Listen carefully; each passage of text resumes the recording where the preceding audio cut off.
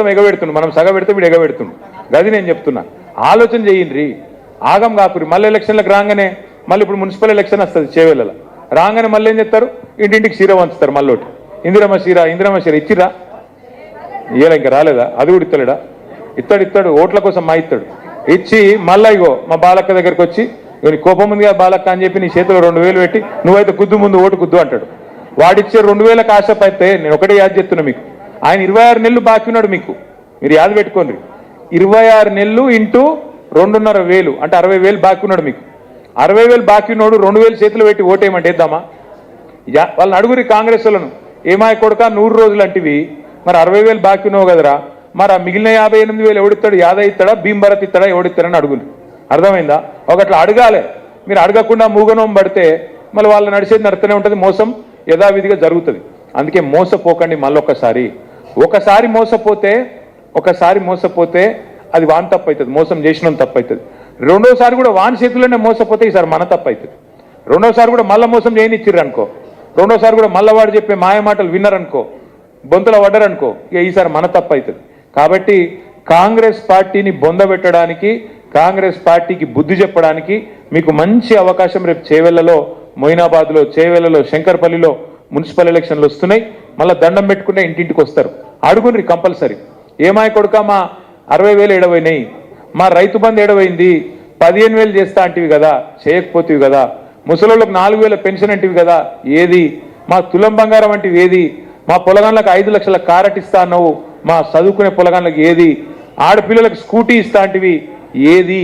ఇవన్నీ మీరు అడగకపోతే మళ్ళా దొరకరు ఇంకో 3 ఏళ్ళు. అందుకే అడుగుండ్రి, నిలదీయండ్రి. కేసీఆర్ గారు పంపిన కండువా వేసుకున్న, గులాబీ కండువా వేసుకొని కారు గుర్తు మీద వచ్చేటోళ్లకు గట్టిగా కేసీఆర్ గారికే ఓటేస్తున్నాం అనుకొని గట్టిగా ఓటేసి ఆశీర్వదించి పంపండి. మళ్ళీ కేసీఆర్ గారు వస్తేనే ఈ రాష్ట్రంలో పేదవాళ్ళకు న్యాయం జరుగుతుందనే మాట నేను మళ్ళొకసారి మీకు గుర్తు చేస్తూ, ఈరోజు చేవెళ్ల నుంచి వచ్చిన విజయభాస్కర్ రెడ్డి గారికి, మిగతా మిత్రులందరికీ కూడా పేరు పేరున హృదయపూర్వకంగా స్వాగతం చెప్తూ, జై తెలంగాణ. అమ్మ అందరు కూర్చోండి, మిగతా అందరు కూర్చోండి. విజయభాస్కర్ రెడ్డికి మిగతా వాళ్ళకు వేసినాక మిమ్మల్ని పిలుస్తాం. తోసుకోకండి ఒక్కొక్కరు మంది అందరి కోసం నిలబడతారు. ఎవరు దొబ్బుకోకండి, ప్లీజ్ దొబ్బుకోకండి, అందరికి వస్తాడు.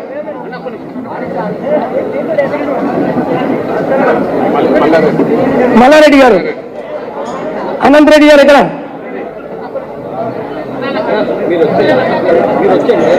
దొబ్బుకోకండి, ఎవరు కూడా దొబ్బుకోకండి. రఘుపతి రెడ్డి గారు దొబ్బుకోకుండా ఎవరు కూడా దయచేసి అందరికి చెప్తాడు. మీరు ఫోటో తీయిపోండి అందరు ఫోటో తీయిపోండి. మోసిన్ అన్నారు,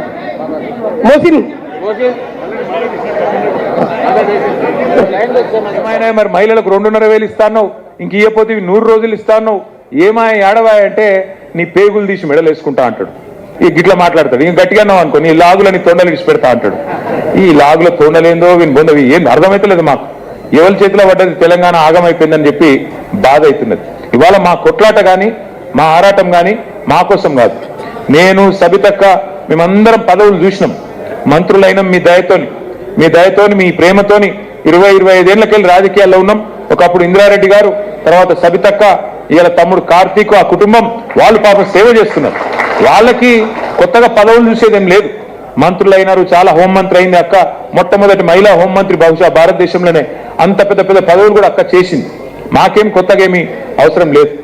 ఇవాళ కాకపోతే అక్క ఈరోజు ఇంత 26 జనవరి రోజు కూడా మిమ్మల్ని అందరినీ తీసుకొని వచ్చి తన స్థాయికి, ఇది పెద్ద ముచ్చట కాదు కానీ ఇక్కడికి వచ్చి కూర్చొని మీకోసం తనలాడుతుందంటే ఎందుకు? ఒక్కటే ఆరాటం. ఏ తెలంగాణనైతే మోసపోయిందో, ఏ తెలంగాణ ఆడబిడ్డలైతే మోసపోయినరో, ఏ తెలంగాణ ఆడబిడ్డలైతే ఇవాళ ఈ కాంగ్రెస్ చేతులు ఆగమైనరో వాళ్ళను మళ్ళా బాగా చేయాలంటే కేసీఆర్ ను తెచ్చుకోవాలి, కేసీఆర్ గారిని ఖచ్చితంగా మళ్ళీ గెలిపించుకోవాలన్నదే ఆలోచన తప్ప వేరేది కాదు. కేసీఆర్ గారు మీకు చెప్పని పనులు చేసిండు. రైతు బంధు ఇస్తా అని చెప్పి కేసీఆర్ గారు ఓట్లు తెచ్చుకోలే. కళ్యాణ లక్ష్మి ఇస్తా అని చెప్పలే. కేసీఆర్ కిట్టు యాదుకున్నదా? కేసీఆర్ కిట్టు ఇంటికాడ బండెక్కించుకొని ప్రభుత్వ దవాఖానకు తీసుకుపోయి అక్కడ గర్భవతి ప్రసవ